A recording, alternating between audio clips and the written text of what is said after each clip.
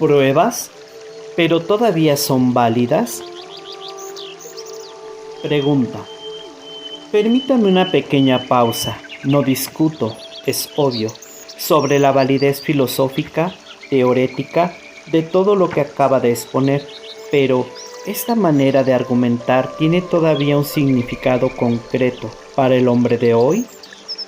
¿Tiene sentido que se pregunte sobre Dios, su existencia, su esencia?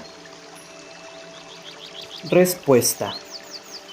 Diría que hoy más que nunca, por supuesto, más que en otras épocas incluso recientes, la mentalidad positivista que se desarrolló con mucha fuerza entre los siglos XIX y XX hoy va, en cierto sentido, de retirada. El hombre contemporáneo está redescubriendo lo sacrum, si bien no siempre sabe llamarlo por su nombre. El positivismo no fue solamente una filosofía, ni solo una metodología. Fue una de esas escuelas de la sospecha que la época moderna ha visto florecer y prosperar. ¿El hombre es realmente capaz de conocer algo más de lo que ven sus ojos u oyen sus oídos? ¿Existe otra ciencia además del saber rigurosamente empírico? La capacidad de la razón humana está totalmente sometida a los sentidos e interiormente dirigida por las leyes de las matemáticas que han demostrado ser particularmente útiles para ordenar los fenómenos de manera racional, además de para orientar los procesos del progreso técnico.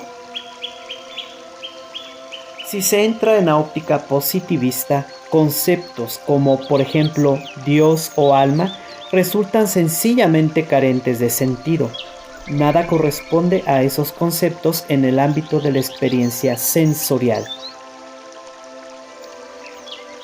Esta óptica, al menos en algunos campos, es la que está actualmente en retirada.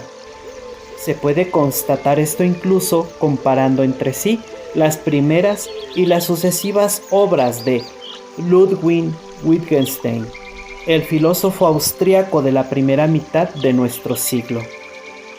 Nadie, por otra parte, se sorprende por el hecho de que el conocimiento humano sea inicialmente un conocimiento sensorial. Ningún clásico de la filosofía, ni Platón ni Aristóteles, lo ponía en duda. En realidad, cognoscitivo, tanto el llamado realismo ingenuo como el realismo crítico afirma unánimemente que nihil est in intellectum quod prius non fuerit in sensu. Nada está en el intelecto que no haya estado antes en el sentido. Sin embargo, los límites de tal sensus no son exclusivamente sensoriales. Sabemos efectivamente que el hombre conoce no solo los colores, los sonidos o las formas, sino que conoce los objetos globalmente. Por ejemplo, no conoce solo un conjunto de cualidades referentes al objeto hombre, sino que también conoce al hombre en sí mismo. Sí, al hombre como persona. Conoce, por tanto, verdades extrasensoriales o, en otras palabras, transempíricas. No se puede tampoco afirmar que lo que es transempírico deje de ser empírico. De este modo puede hablarse con todo fundamento de experiencia humana, de experiencia moral o bien de experiencia religiosa. Y si es posible hablar de tales experiencias, es difícil negar que en la órbita de las experiencias humanas se encuentran asimismo el bien y el mal, se encuentre la verdad y la belleza, se encuentre también Dios. En sí mismo, Dios ciertamente no es objeto empírico, no cae bajo la experiencia sensible humana, es lo que a su modo subraya la misma Sagrada Escritura. A Dios nadie lo ha visto nunca ni lo puede ver. Confrontar Juan 1:18. Si Dios es objeto de conocimiento, lo es como enseña condenadamente el libro de la sabiduría y la carta a los romanos, sobre la base de la experiencia que el hombre tiene, sea del mundo visible, sea del mundo interior. Por aquí, por la experiencia ética, se adentra Emmanuel Kant, abandonando la antigua vía de los libros bíblicos mencionados y de Santo Tomás de Aquino.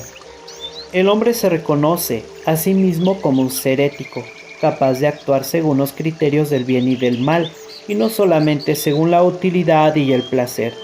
Se reconoce también a sí mismo como un ser religioso, capaz de ponerse en contacto con Dios.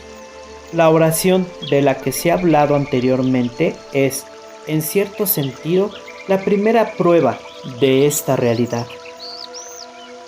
El pensamiento contemporáneo, al alejarse de las convicciones positivistas, ha hecho notables avances en el descubrimiento cada vez más complejo del hombre, al reconocer, entre otras cosas, el valor del lenguaje metafórico y simbólico. La hermenéutica contemporánea, tal como se encuentra, por ejemplo, en las obras de Pablo Riquel, o de otro modo, en las de Manuel Levinas, nos muestra desde nuevas perspectivas la verdad del mundo y del hombre.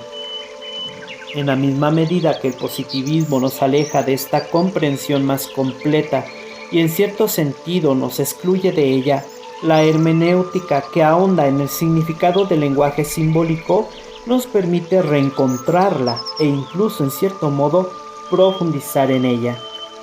Esto está dicho obviamente sin querer negar en absoluto la capacidad de la razón para proponer enunciados conceptuales verdaderos sobre Dios y sobre las verdades de fe. Por eso, para el pensamiento contemporáneo es tan importante la filosofía de la religión. Por ejemplo, la de Mircea Eliade, y entre nosotros en Polonia, la del arzobispo Marian Jaworski y la de la escuela de Lublin. Somos testigos de un significativo retorno a la metafísica, filosofía del ser, a través de una antropología integral. No se puede pensar adecuadamente sobre el hombre sin hacer referencia constitutiva para él a Dios, y lo que Santo Tomás definía como actus essendi con el lenguaje de la filosofía de la existencia, la filosofía de la religión lo expresa con las categorías de la experiencia antropológica. A esta experiencia han contribuido mucho los filósofos del diálogo, como Martin Buber o el ya citado Levinas, y nos encontramos ya muy cerca de Santo Tomás, pero el camino pasa no tanto a través del ser y de la existencia, a través de la persona y de su relación mutua, a través del yo y el tú.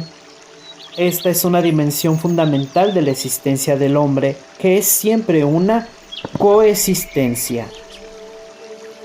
¿Dónde han aprendido esto los filósofos del diálogo? Lo han aprendido en primer lugar de la experiencia de la Biblia.